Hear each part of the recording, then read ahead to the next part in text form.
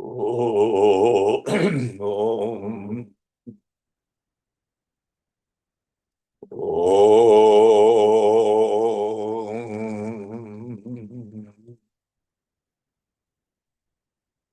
Om.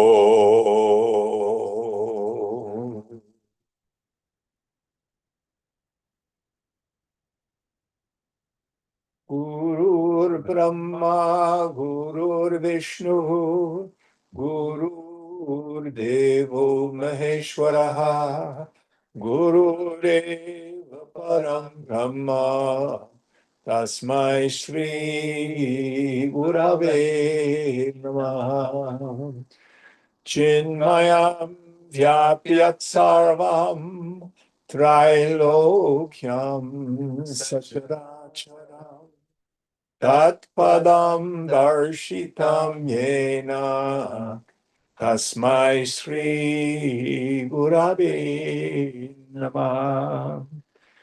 Tvameva Mata Cha Pita Tvameva Tvameva Bandhushta Sakha Tvameva Tvameva Vedya Dravinam Tvameva Tvameva Sarvam Mama Deva Deva Tvameva Sarvam Mama Deva Deva.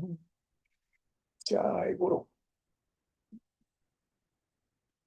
Om Sahana Vavatu Sahana Bhunatu Saviryam Karavavai Tejasvinavadhitamastu Madidvishavahai.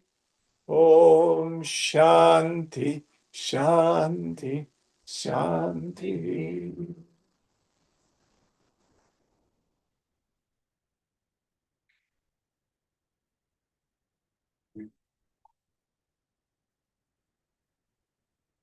Tickle in my throat. So where are we in our text? We're in chapter 17, verse number 12. Chapter 17, verse 12. Do you have it? Yeah. Should I start? Just one more minute. Yes. Pashyan Shravan Sprishan Jigran Ashnan Grihan Vadan Vrajan Ihetani Hitair Mukto Mukta Eva Mahashayah. Seeing, hearing, touching, smelling, eating, accepting, speaking, and walking.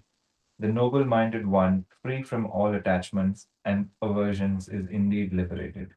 Yes. So the mind of the person of steady wisdom is no longer tyrannized by the world. So even though the body, mind, intellect moves through the world, nothing touches me.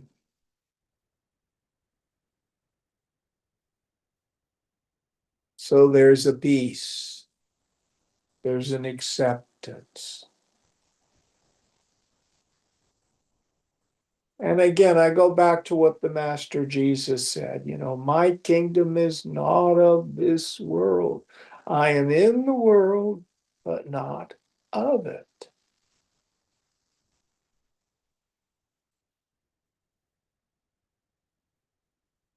The peace that passes all understanding.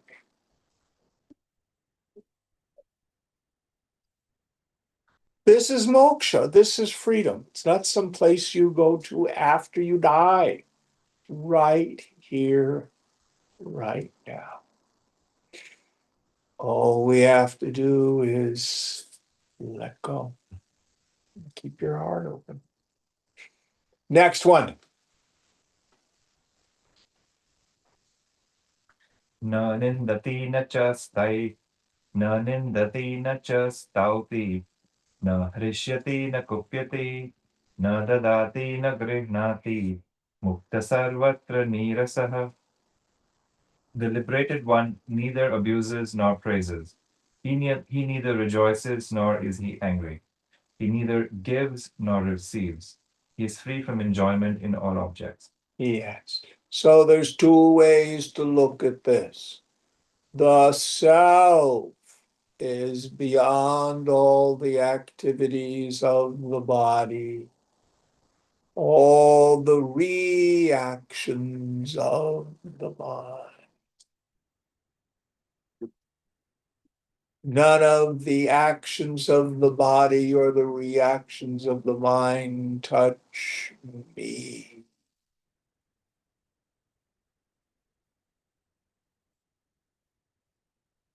But it can also mean that he's gone through the process of being able to detach the mind from the world. How? Brahma Satyam Jagan Mithya. Brahman alone is real. The phenomenal world, Mithya, like a puppet show, a shadow show.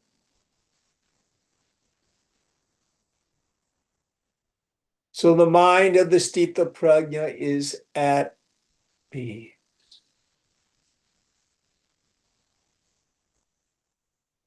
Next one.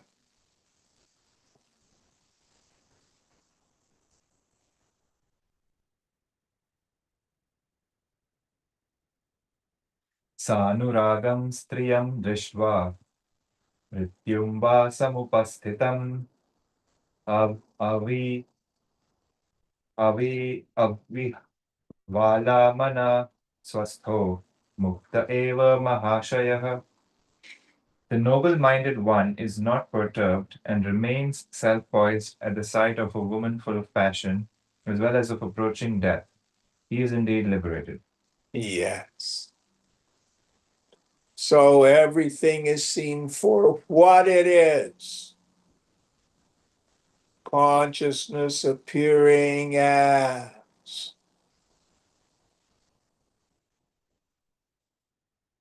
So whether it be something that may excite you sexually, doesn't mean you don't appreciate beauty in the world. I call it the museum attitude. I can go to a museum and see a beautiful painting and appreciate it, but I don't want to take it home and hang it on my wall.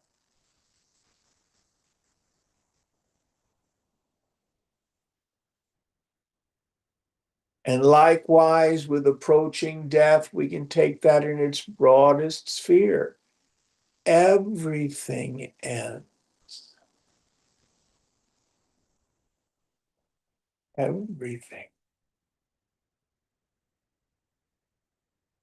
Jobs, possessions, homes, friendships. People die without our permission.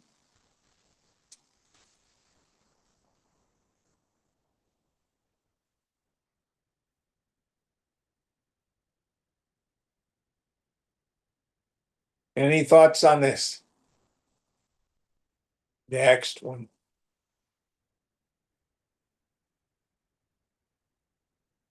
Sukhe dukhe nare naryam, sampatsu cha vipatsu cha, vishesho naiva dhirasya, sarvatra samadarshinaha.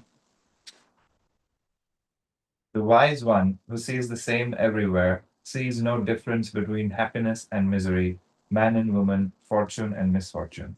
Yes. So this samadrishta. When the body is in health, it feels good. When the body is not in health, it experiences pain. Doesn't mean you have to endure it without doing something about it. Go take a Tylenol. But sometimes there's just acceptance. The mind, when the environment, the situation is conducive, the mind is happy.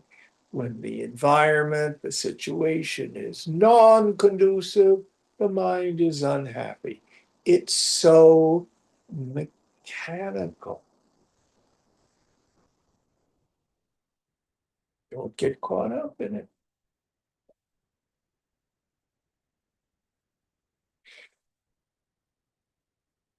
And with the renunciation of this jiva bhavana, this idea of self, there's no longer concern with honor and dishonor. I was working with a student last week, and he's very aware right now that he really wants people to like him. He wants people to their approval, their validation.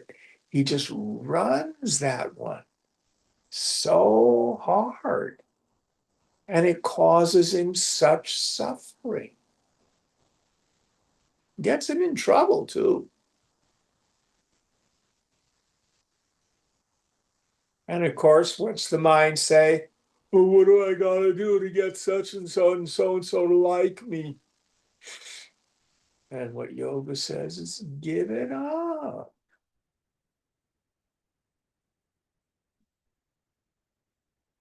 First and foremost, you might start by not being a jerk. Then live a life of seva, of service. Be kind, be compassionate, but fundamentally, the approval, the strokes of other people are just another worldly possession.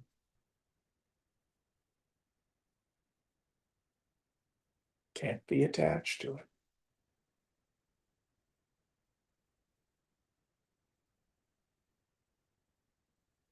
It was fascinating to watch people try to get Swamiji's approval. And he couldn't do it. He just couldn't do it. He loved whoever was directly in front of him. But there's nothing we could do to make him like us or dislike us.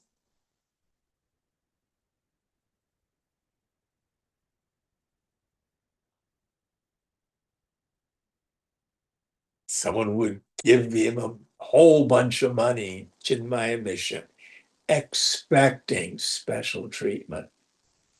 And he just ignored them.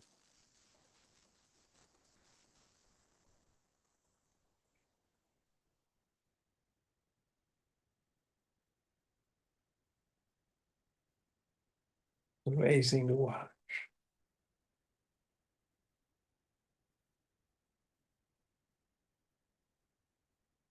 Next verse.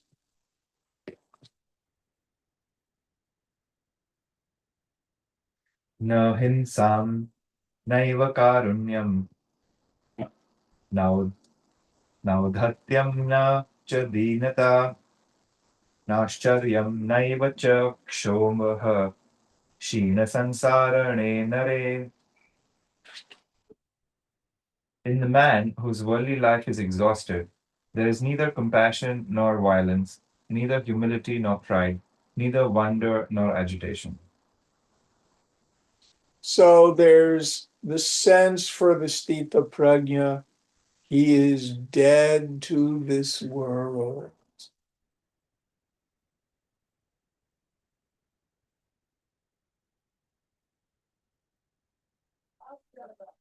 No longer huge lumps of juice. Or you could say there's juice in everything for them.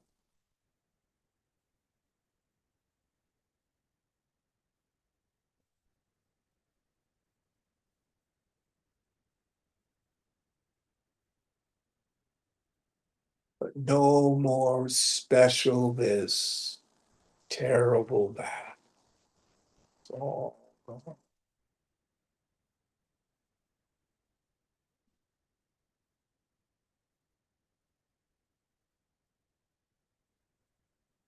Next one.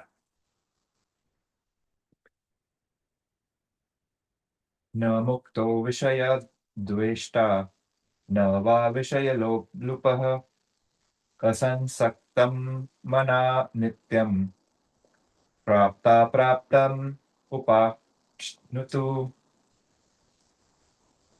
The liberated one has neither aversion nor craving for the objects of the senses. Ever with detached mind, he experiences both what is attained and what is not attained. Again, the same idea. So whatever comes, he experiences or she experiences. Whatever doesn't come, no big deal. That doesn't mean they're passive to life. I mean, Swamiji worked tirelessly.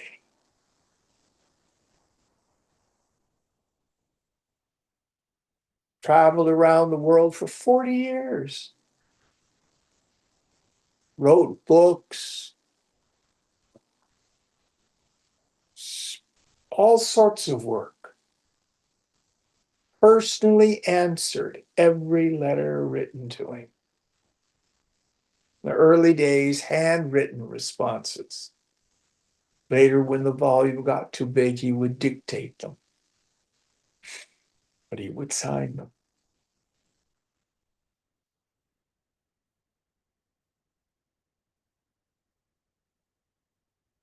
Tremendous attention.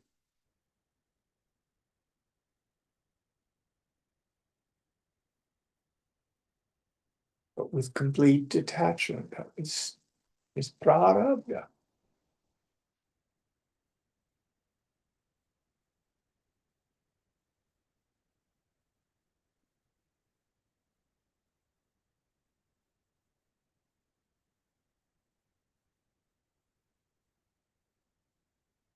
It's funny, I can remember for years and years and years when he would teach, he would climb up to like a platform with a pad on it, sit in a half lotus, very straight back and teach. And then when his health declined, gone in a chair, never a word about it.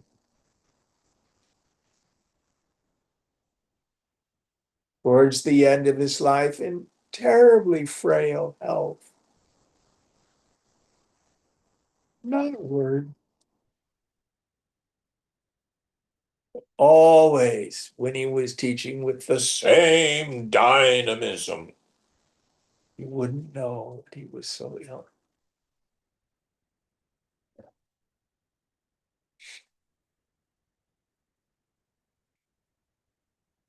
Next one.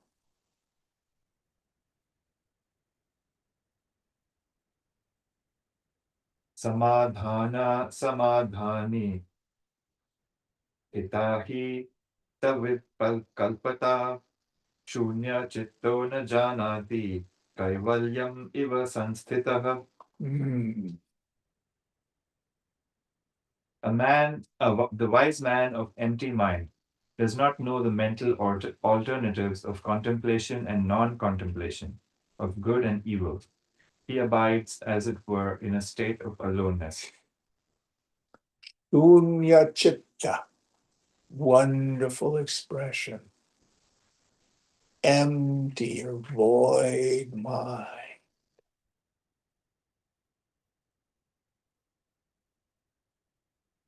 They may be seen to be in deep meditation, samadhi. They may be actively working in the world.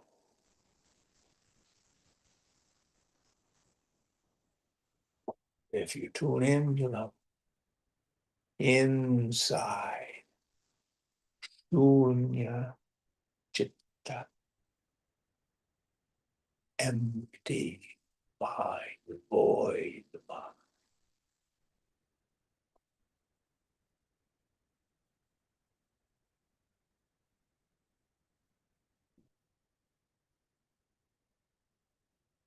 Marvelous verse. Next one.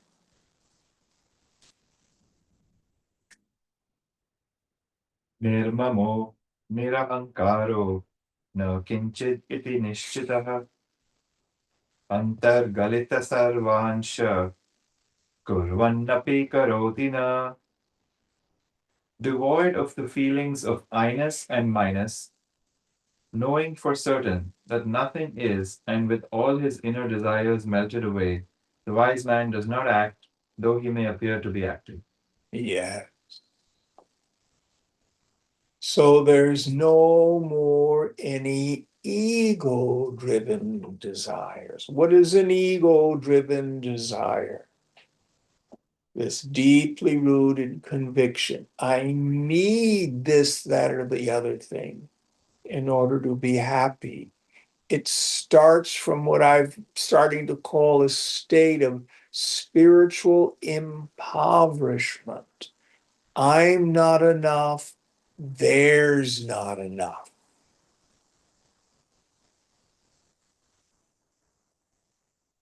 Yet they may be seen to act.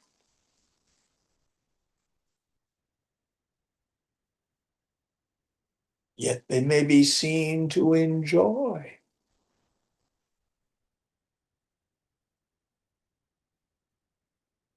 It's only the very surface part of the mind.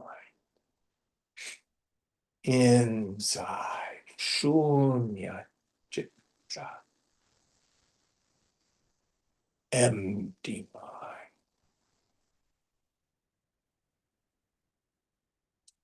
The lights are on, but nobody's home.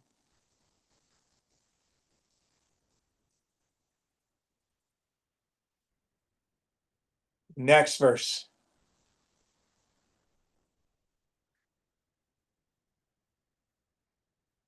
मन प्रकाश सम्मोह स्वप्न जाड्य विवर्जितः दशां कामपि सम्प्राप्तो भवेत् गलितमानसः. An indescribable state is attained by the sage whose mind has melted away, whose functions have ceased to operate, and who is free from delusion, dreaming, and dullness. Yeah. So in the end, it is abhyapadesham, indescribable, untalkaboutable, yet real.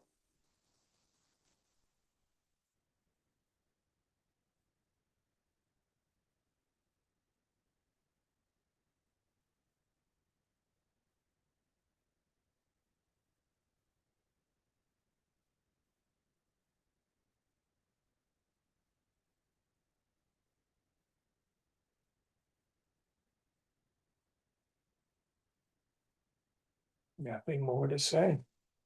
Next verse. That's the end of this chapter. Gotcha. Chapter 18, the goal. Ashtavakra uvacha yasya bodhodaye tavat swapna vad bhavati brahmah tasmai sukhaika rupaya nama shantaya tejase.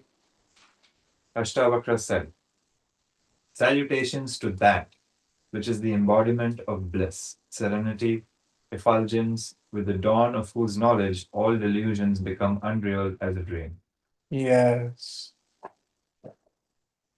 So again, understanding there's two kinds of knowledge about which we're talking.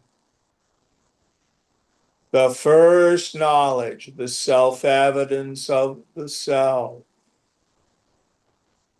That's the only perfect knowledge.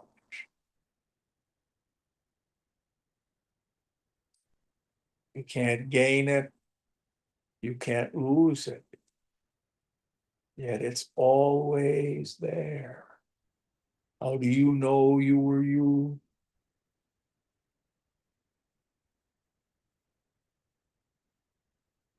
But then there's this transformation of the subtle intellect, of the mind itself.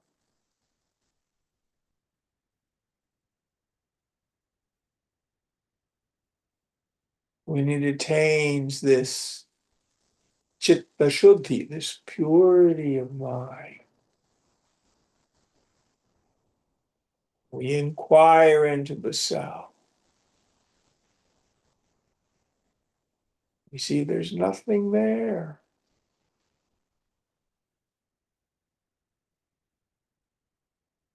Even if you only get a glimpse, then at least now you have something real with which to work.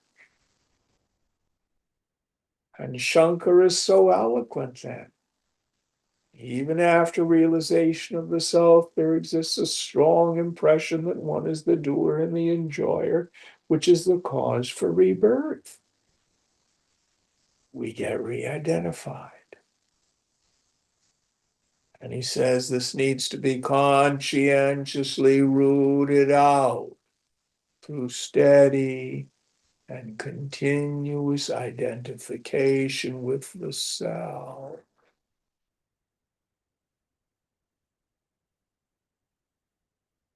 When the personal sense of self arises, drop it. Don't try to resolve the struggle of ego. Drop the struggle.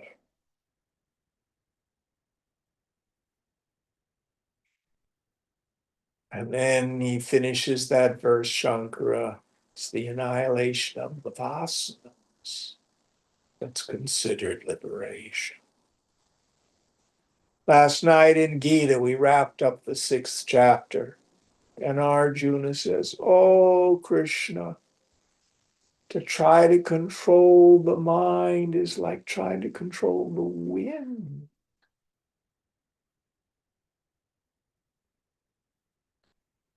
And the Lord says, "True that. But it is possible through practice and vairagya."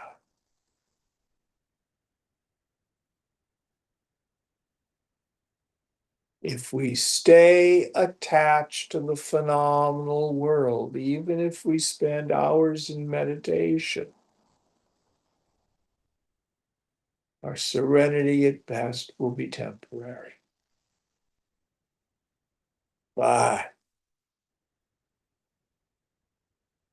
if we see the fundamental unreality of the ego, dreamlike nature of the phenomena, how it all comes about by imagination, then the annihilation of the vasanas comes easy.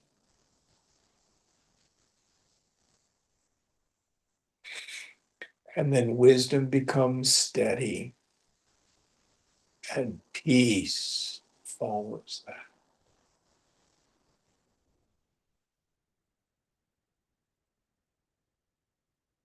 Next one.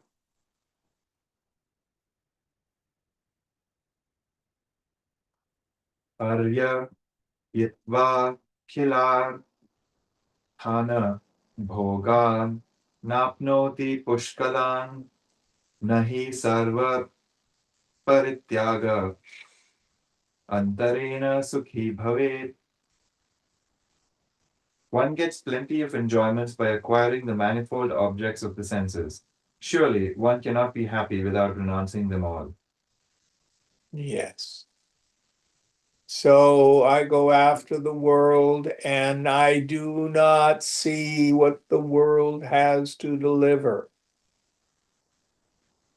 Little driplets and drops of pleasure as the result of an enormous amount of work. And the better it gets,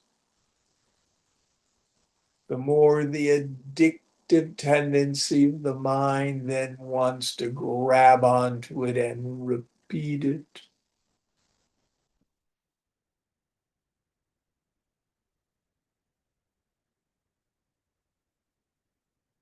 Back to Shankara's definition of shama, that peaceful state of mind when it rests in steady contemplation of the goal after having again and again, muhur, detached itself from the chaos of the sense objects through a steady contemplation of their defects.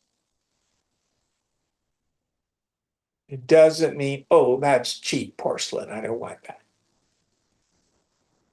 It's to see the fundamental defect, the impermanence, the emptiness of the objects themselves, and what happens to my mind when I go down that road.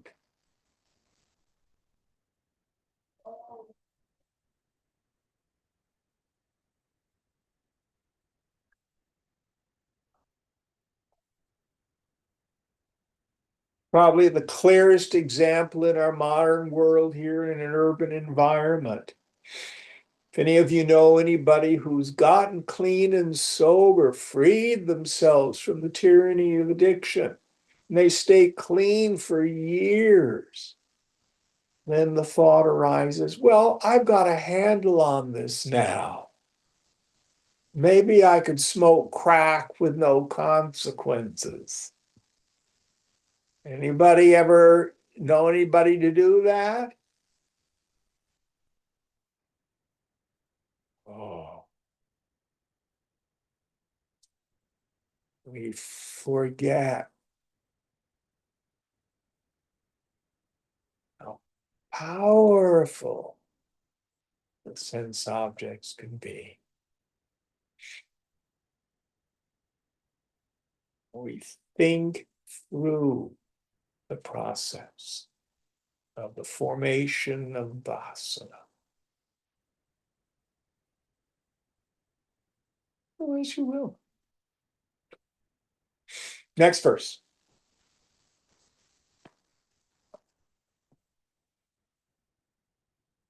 कर्तव्य दुःखमार्तण्ड ज्वालात् गन्धातरात्मनः कुत प्रशमपीयूष धारासारमृते सुखम्.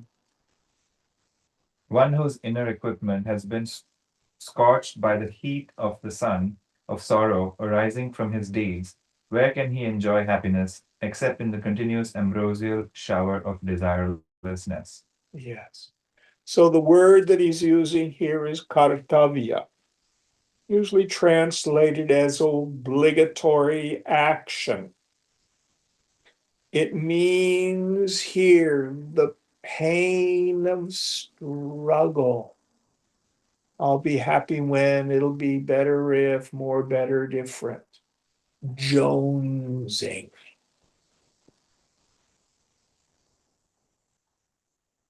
That is the essence of the dukkha. What does it feel like to want something you don't have? And the more you want it, and the further away it is, the more pain. And most of us have a worldly example of what the solution is. In traffic, You need to be someplace by 4 o'clock and you're caught in traffic on the freeway.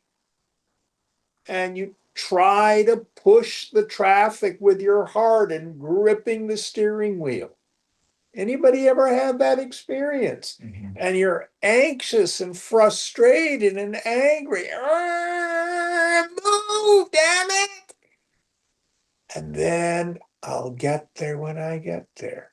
You text your friend, say, caught in traffic, I'm going to be at least 10 minutes late. And you go, ah.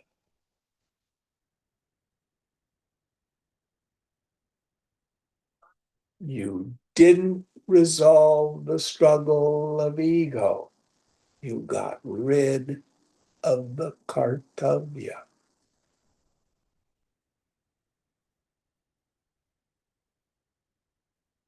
Goes by so many names: surrender, acceptance, life on life's terms.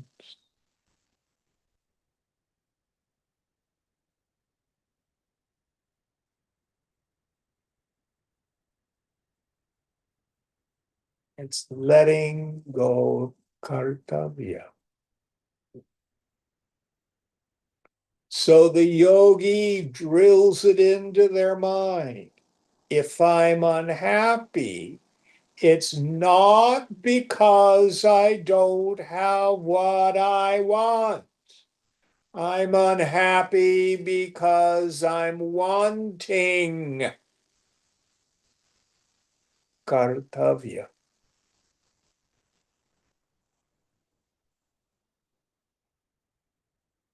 Yet such is the power of Maya. I can forget that so quickly.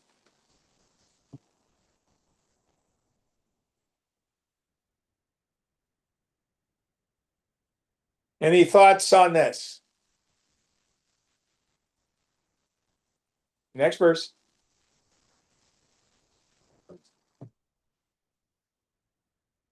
भवोऽयं भावनामात्रो न किञ्चित् परमार्थतः नास्यत्यभावस्वभावानां भावाभावविभाविनाम्.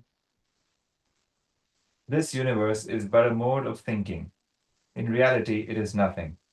The inherent nature of the existent self and of the non-existent universe are never lost. Yes. So the essential nature of reality is bhava, being, prakash, the light of awareness, nitya, ananda, eternal bliss.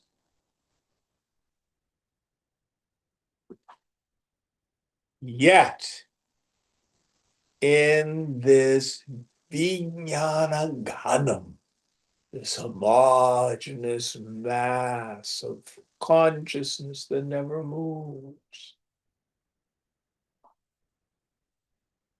the illusion of the phenomenal world arises. It never changes its nature. It never becomes real. And the self never changes its nature. It never becomes unreal.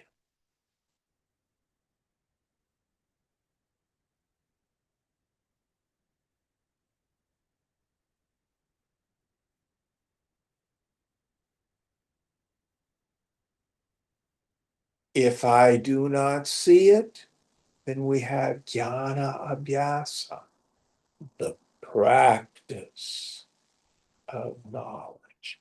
What makes me see the phenomenal world as real? Habit. That's all.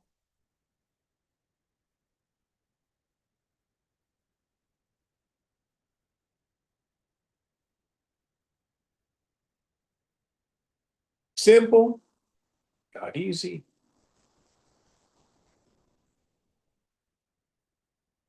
Next one.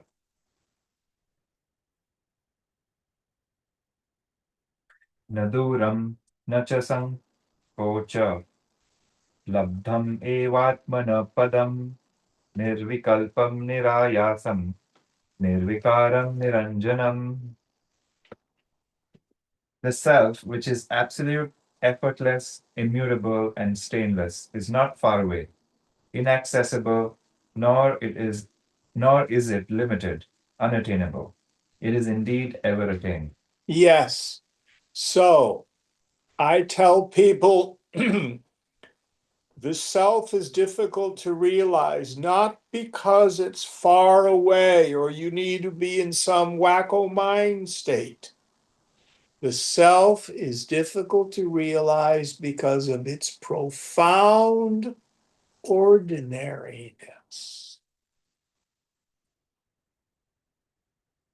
It's yourself. Who sees the hand? I do. That's yourself.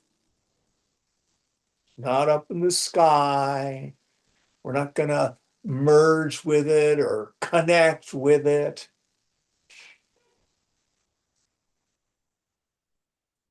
It's my very experience of I. Tat tvam asi. You are that. But, this is a big but, on top of that direct experience, I superimpose all sorts of nonsense in my mind.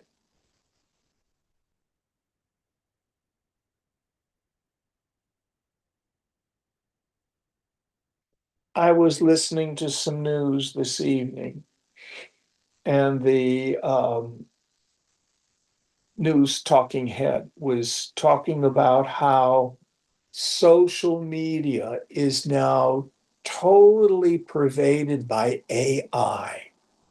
Now, you young people who can understand this more, but I guess what it means is like you can even get prominent public figures' voices to say all sorts of things with AI. Is that right? Mm-hmm. And even you can get videos. Like there was one of Rachel Maddow with her baby, which she doesn't have. Yeah. And you know, all sorts of things. They can get the mouths to move exactly with like what the words are saying, Mm-hmm.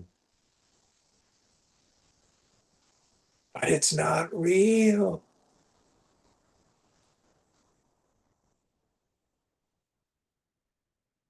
But most of us don't have the discrimination to be able to discern the difference between the worldly real and AI.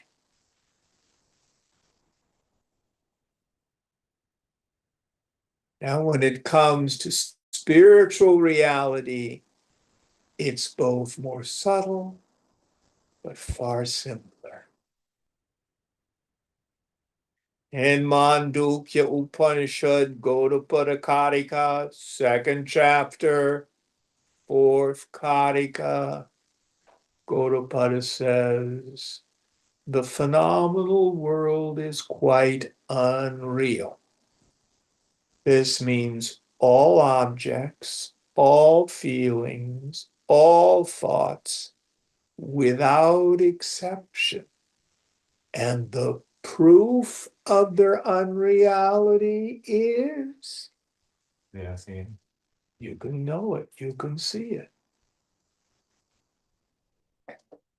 The knowable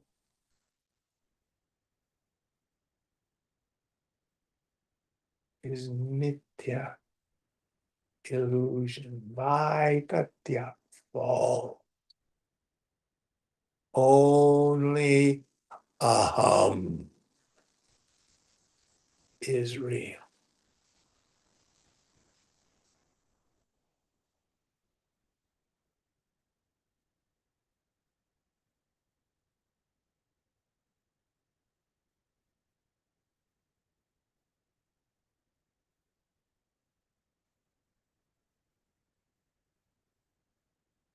Next verse.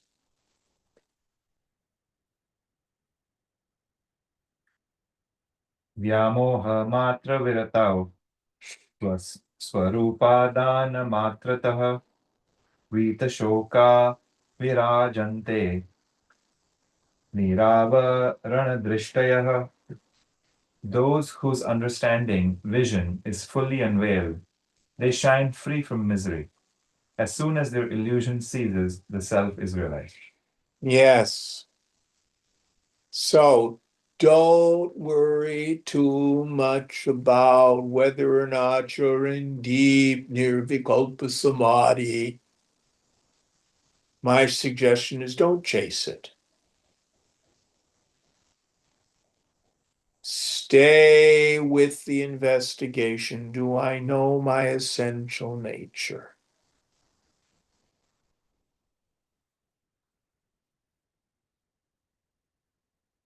When the mind is thin, or hopefully at moments when it is still, with the attentive faculty introverted, do you know what your essential nature is? Chidakash, the space of pure awareness. Once you see that, you're not going to know any more self.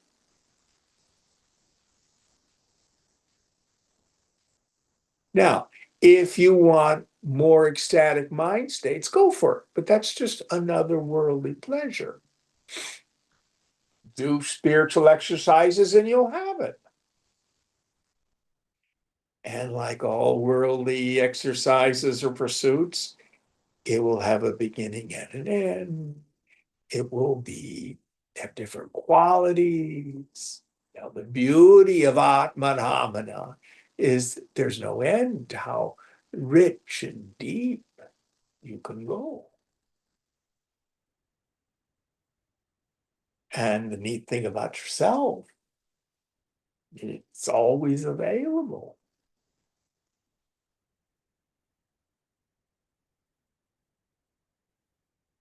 Always available.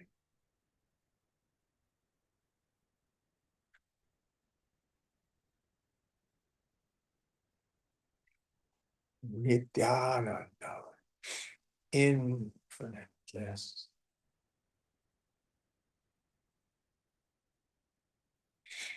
Next verse.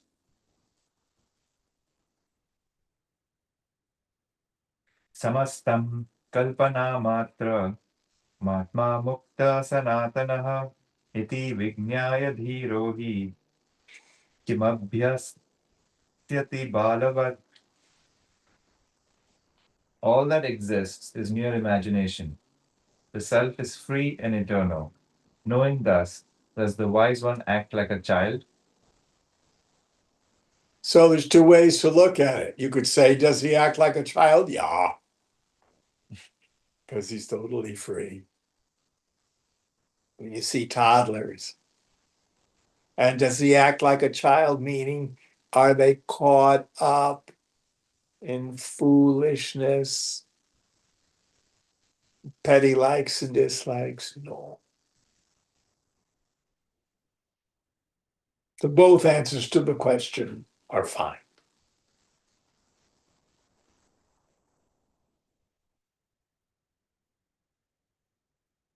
Dhamma Satyam Jagan Mithya.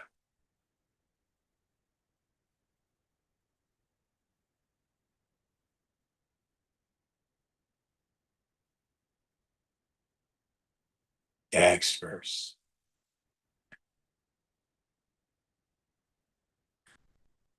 आत्मा ब्रह्मेति निश्चित्य भावाभावौ च कल्पितौ निष्काम किं विजानाति किं ब्रूते च करोति किम्. Having known with certitude that the self is Brahman and the existence and non-existence are mere imaginations, what can one who is desireless know, say, or do? Yeah. So the Jnani has no need to argue philosophy with other people.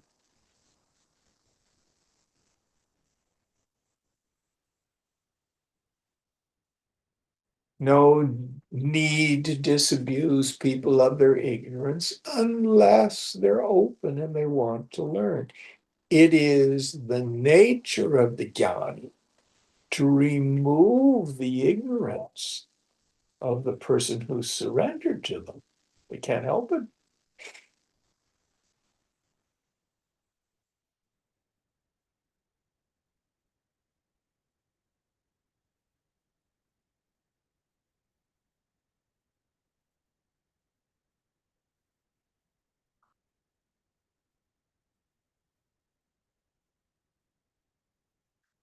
But the jnani meets people where they are.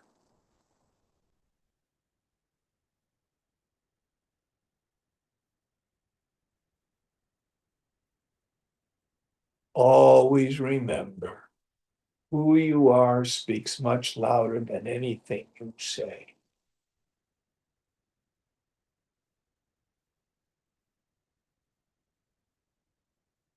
Next verse.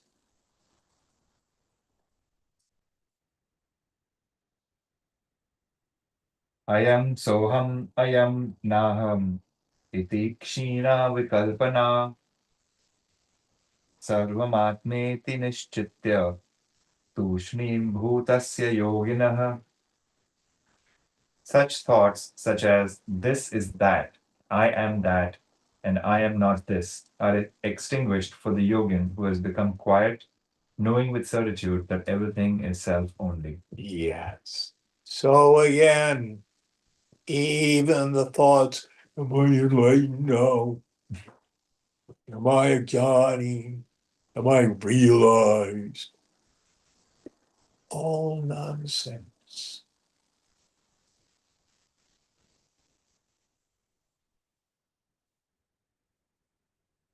But do you know what your essential nature is?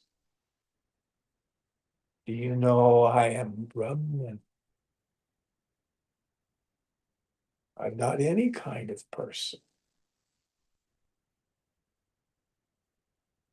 Nor am I particularly concerned about the opinions of anybody's mind.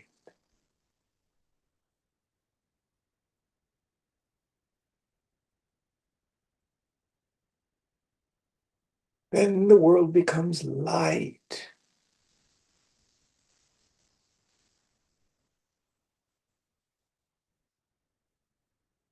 Pops into my mind way, way back in the late 60s. I used to play with a tarot deck. Anybody here ever have tarot cards? Yes, no? No. One of the cards is the Fool.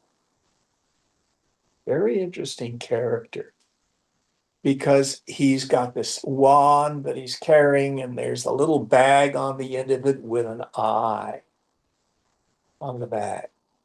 And he's got a coat with a bunch of circles on it, which are the chakras. I can't remember. I think there's 7 of them that you can see. And he's stepping off a cliff. And behind him is a little dog going, yap, yap, yap, yap, yap, yap, yap, yap, yap.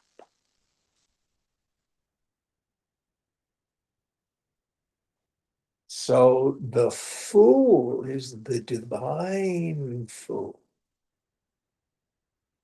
whose only possession is the jnana chakshu, the eye of wisdom, the all-seeing eye.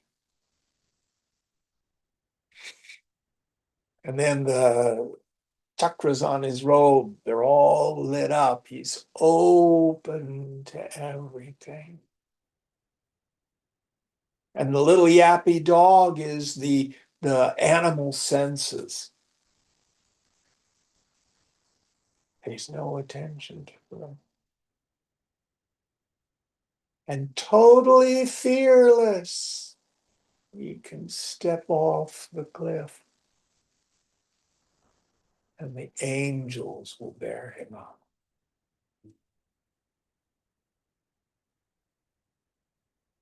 Wonderful.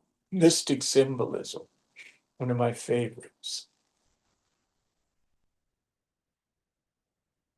I had to wait another 20 years before I realized what it meant.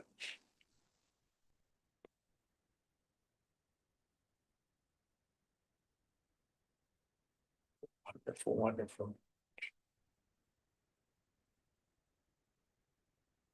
Next verse.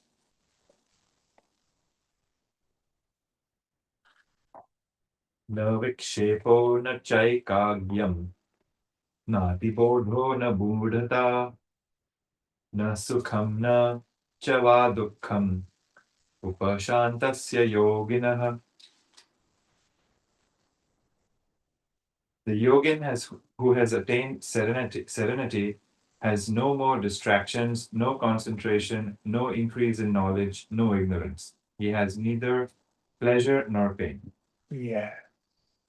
So again, there have been several of my students who are pretty rooted in knowledge. And then they go off for a long meditation retreat. And they come back. And I will frequently say, do you know more self now?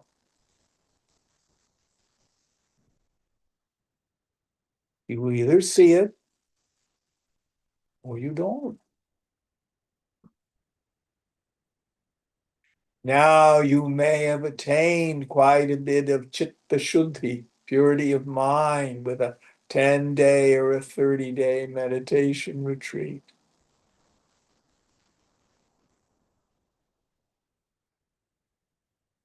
But then you get back in the world and there's family and work and social obligations, and you get back in all that, and gee, all of a sudden, that mind state that I had on the retreat, it's thinner.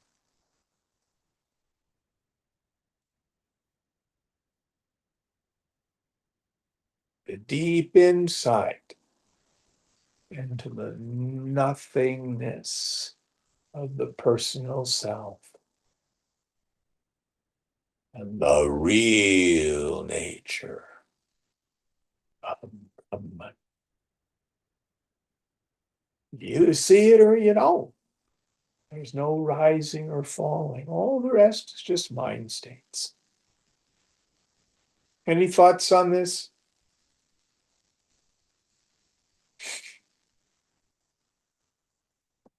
Now, this is not to say that the jnani doesn't do any spiritual practices. The sadhak, the seeker, does spiritual practices so that they may purify the mind and realize the self. But the jnani may also be seen to be doing spiritual practices. It does not add to their knowledge of the self. It's just the highest form of worldly pleasure. They may be drawn into this further emptiness, emptying of the mind. These post-enlightenment samadhis, or not.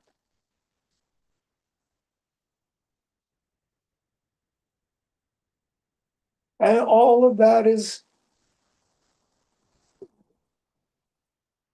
nitya, it's illusion anyway. It's no big deal.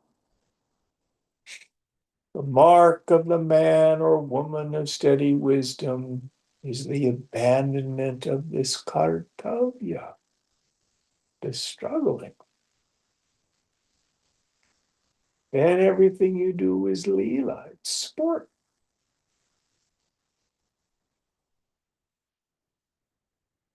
Take it easy.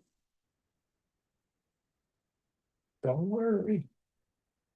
Be happy.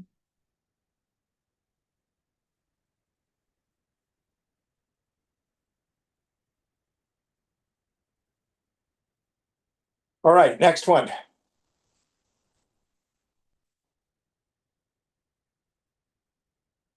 Swaraj ये भैक्ष्यवृत्तौ च लाभलाभे जने वने निर्विकल्पस्वभावस्य न विशेषोऽस्ति योगिनः. Be he in heaven or be he in beggary, be he in gain or loss, in company of society or lonely in forest. There is no difference to the yogin who is free from desire agitations. Yes. So it doesn't matter where the yogi's prarabdha puts them. They may be away from the world in solitude. They may be engaged in the world, in vyavahara, in business. They may be brahmacharya, celibate. They may be a grahastha, a family person, a householder. All of that is prarabdha. The mark of the person of steady wisdom is they don't really care. Circumstances will present what is to be done.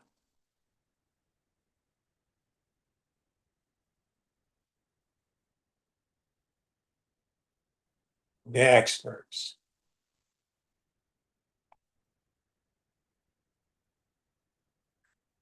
Kva dharma, kva ch va kama, kva chartha, kva vivekata, idam kritam idam neti, dvandair muktasya yoginah. For a yogin who has transcended such dual notions as this is to be done and this is not to be done, where is righteousness, dharma? Where is sense enjoyment, kama? Where is worldly prosperity, artha? And where is conscience, vivekata? Yeah. So there are no rules for this Dita Prajna. Yet he appropriately conforms to any environment. Gita says he's not afraid of the world, and the world is not afraid of him. I love that one. He's Daya Sindhu, an ocean of mercy, of compassion, friendliness.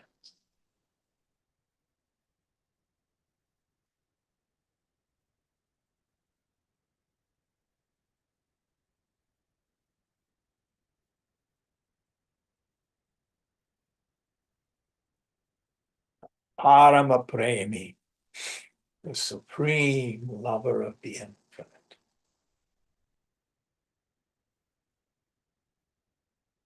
All right, next one. Krityam kimapi naivasti, न कापि हृदि रञ्जना यथा जीवनमे वेह जीवन्मुक्तस्य योगिनः. The yogin who is liberated in life has neither any duty nor any attachment at heart. His actions merely follow the lot in his life. Yes.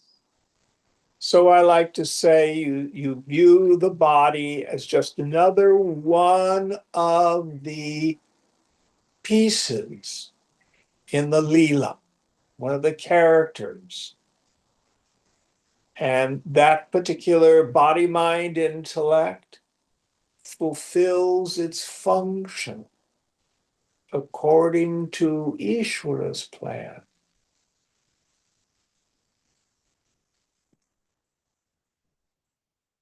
He's silenced the raga and the dvesha, the loud screaming voices. And then, as the prophet Isaiah called it, that still small voice of the deep intuition becomes an unerring guide in life. .